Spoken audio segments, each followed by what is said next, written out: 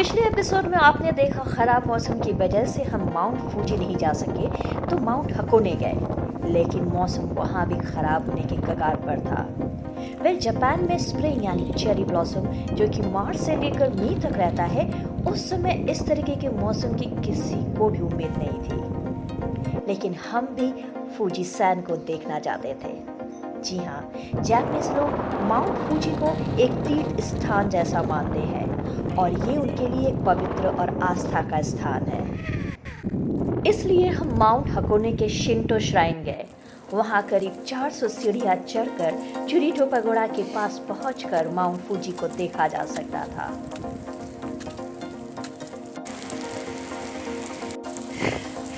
अरे यहाँ से भी तो कुछ भी नहीं दिख रहा है। हम 400 सीढ़ियाँ चढ़कर ऊपर गए। अनफॉर्चुनेटली माउंट फूजी को बादलों ने पूरी तरह से घेर लिया था और यहाँ से भी हमें फूजी सैन के दर्शन नहीं हुए। अदरवाइज अमूमन इस समय यहाँ से पूरे स्प्रिंग में माउंट फूजी विजिबल होता है। Be careful, it's very slippery.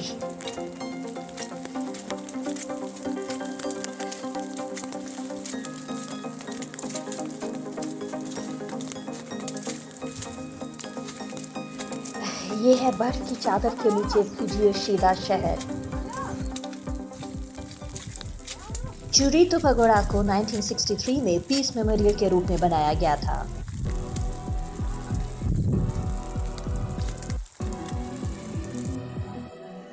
आपको बता दूं, चेरी ब्लॉसम सीजन में ये जगह फोटोग्राफर्स के लिए जन्नत है।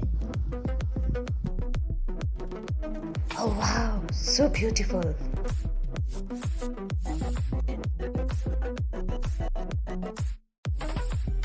चलिए तो टोक्यो को बाय करने का टाइम आ गया और क्योटो को हाई करने का।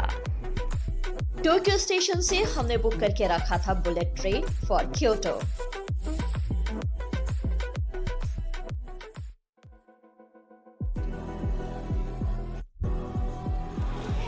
ये है टोक्यो स्टेशन के अंदर एनिमे स्टोर। आपको बता दूं, जापान में लगभग हर एज ग्रुप के लोग animation films, cartoon films, anime characters, online games के दीवाने हैं। मेरी अब तक की तो सबसे फेवरेट जगह है।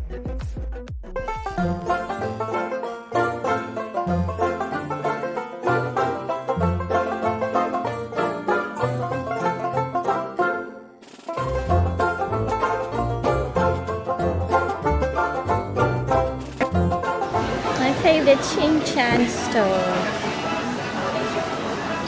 हिमावारी।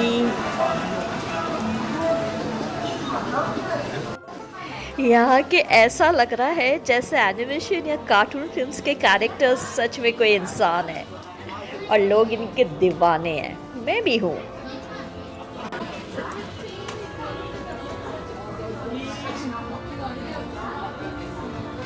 मैंने भी अपने लिए येलो कलर की शिनचैन कैप ली, जिसको आप आगे देखेंगे मुझे पहने हुए।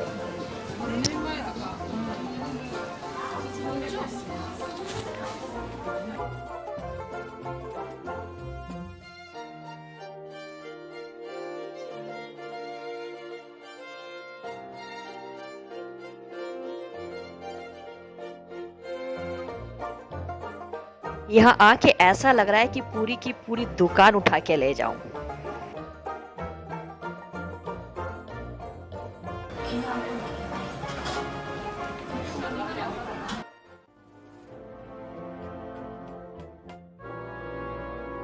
पिका pika Pikachu Pokemon store.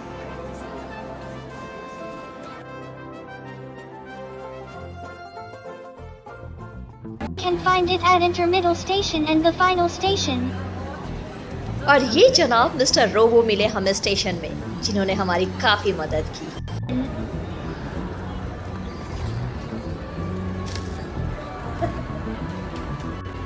Please select below. Please select below.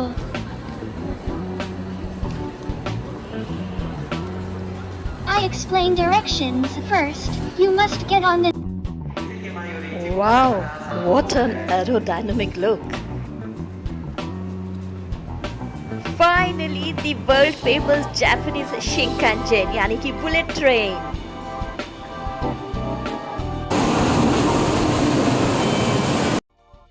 आपको पता ही होगा कि दुनिया में सबसे पहले बुलेट ट्रेन को जापान में 1964 में लॉन्च किया गया था, जो अपने आप में तकनीकी क्रांति का एक इतिहास है।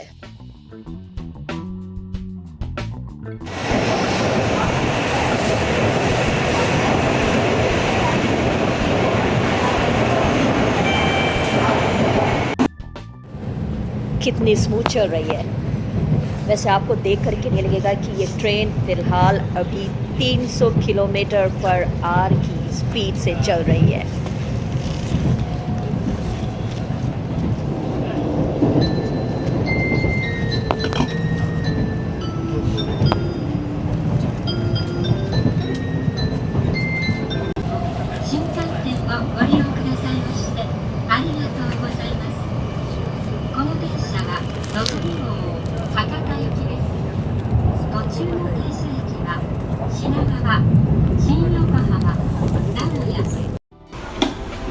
और ट्रेन में ये है neat and clean hi tech toilet.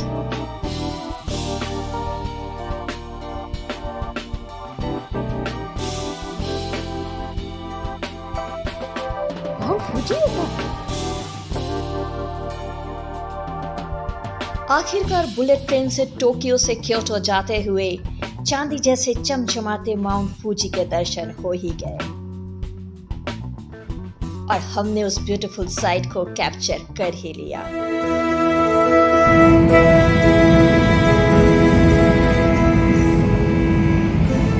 और उसके बाद 2 घंटे में हम 445 किलोमीटर दूर क्योटो पहुंचे और हमने चेक इन किया क्लासी डिजाइन एंड डेकोर वाले होटल सनरूट में, जो कि सेंट्रली लोकेटेड है।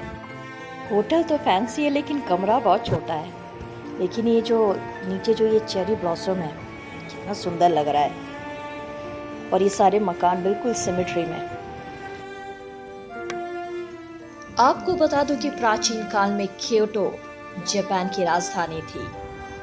क्योटो शहर ट्रेडिशनल जापानीज कल्चर का सेंटर है। क्योटो के कई हिस्टोरिक टेम्पल्स, गार्डन्स को ईयर 1994 में यूनेस्को हेरिटेज साइट घोषित किया गया था।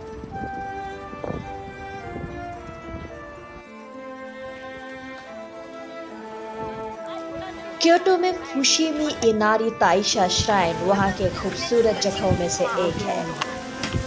इनारी माउंटेन पर फैले हुए जापान के इस प्रमुख धार्मिक स्थल पर आपको हजारों की संख्या में टोरी गेट्स मिलेंगे, जो कि डिवोटीज के द्वारा दान किए गए हैं। इस श्राइन को जापान में धन संपत्ति के लिए बहुत जागृत माना जाता है। बहुत से बिजनेसमैन, मैन्युफैक्चरर यहाँ अपनी विश पूरी होने पर रेड कलर की टोरी गेट्स डोनेट करते हैं। It is a 5 kilometre hike through the torii gates, जिसमें करीब 3 घंटे लग जाते हैं।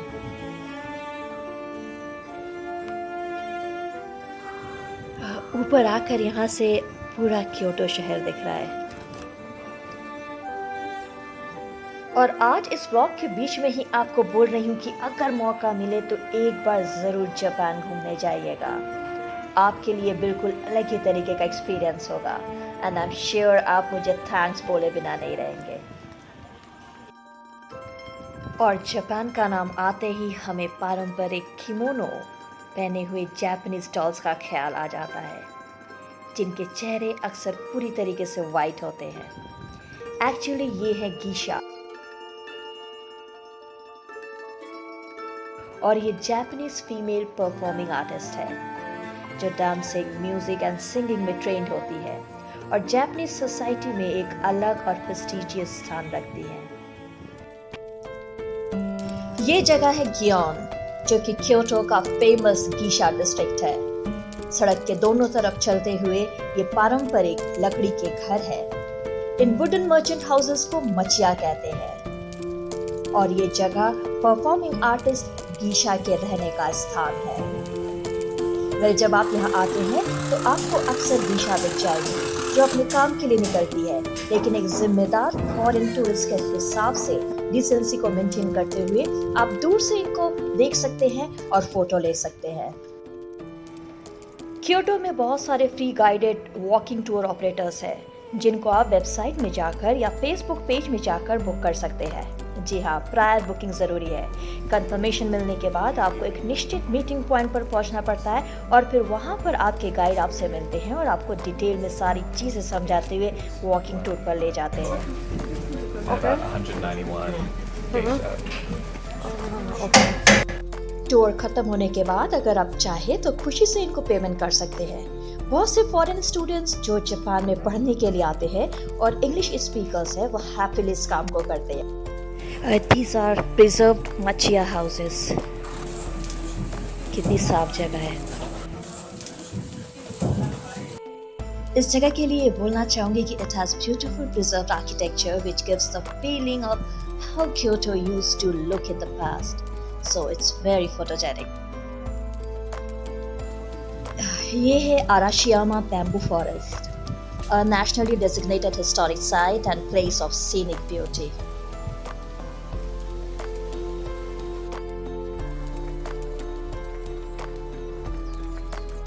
और ये मैं हूँ शिनचैन कैप पहने, जो कैप मैंने टोक्यो के शिनचैन स्टोर से लिया था।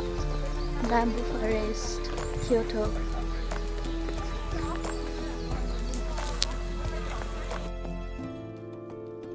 और ये है मेरी दीदी जिन्होंने मुझे कैप्चर किया शूट करते हुए। थैंक यू दीदी। इसके बाद हम चल पड़े देखने यासाका पगोडा। 6th सेंचुरी में बने इस टेम्पल को होकनजी टेम्पल भी कहते हैं। और जिस तरह से हम मंदिरों में जाकर मन्नत का धागा बांधते हैं, यहाँ भी मंदिरों में मन्नत की जाती है। दोस्तों ध्यान से देखिए, ये है क्योटो के गियोन में 100 साल पुराना स्टारबक्स आउटलेट, जो दुनिया का पहला तातामी स्टारबक्स है।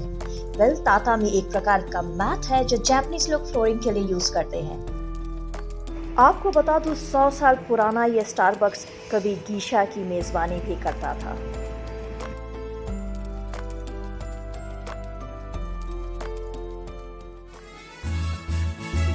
And this is famous cherry blossom Hanami Park.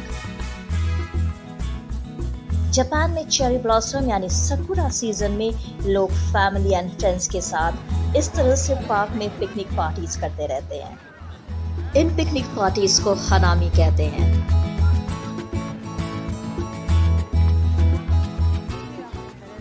दोस्तों, क्योटो में आकर यहाँ गुलाबी फूलों के नीचे बैठकर पार्टी करते हुए don't forget to buy their special sakura edition collectibles. मैंने भी खरीदा ये कोको कोला का सकुरा स्पेशल एडिशन।